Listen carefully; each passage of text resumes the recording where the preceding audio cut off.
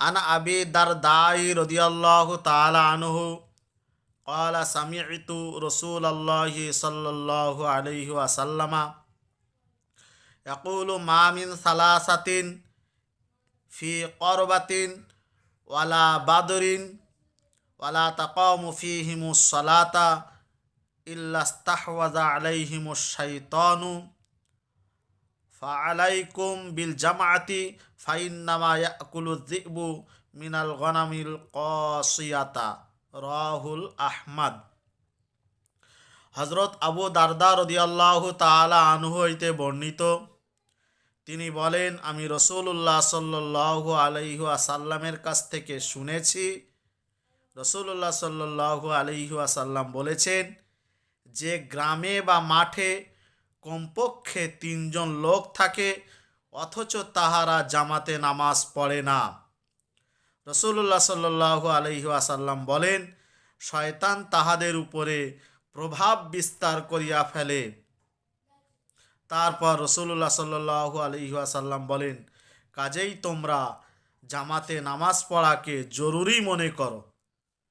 তারপর রাসূলুল্লাহ সাল্লাল্লাহু আলাইহি সাল্লাম বললেন, দল ত্যাগকারী বকরিকে যেমন বাঘে খাইয়া ফেলে, ঠিক তেমনি মানুষের বাঘ হইল শয়তান। সম্মানীয় সাথী, এই হাদিসটি বর্ণনা করেছেন রাহুল আহমদ। হাদিসটি একেবারেই সহি এবং হাসান পর্যায়ের।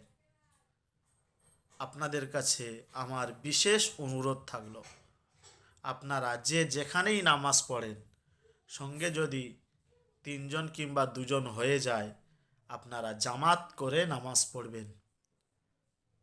জামাত করে নামাজ না পড়লে শয়তান আপনার উপরে প্রভাব বিস্তার করবে।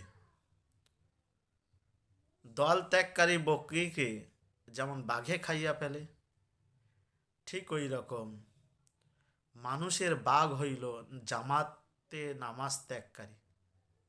জামাতে নামাজ ত্যাগকারী শয়তান তার উপরে খাইয়া ফেলে, প্রভাব বিস্তার করে ফেলে।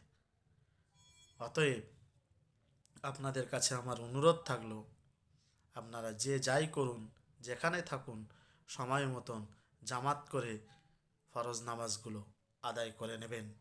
এই হাদিসটি যদি আপনাদের খুবই ভালো লেগে থাকে, সোনা ভাই বোনেরা আমার, আপনাদেরকে ভালোবেসে বলছি, একটি লাইক করবেন।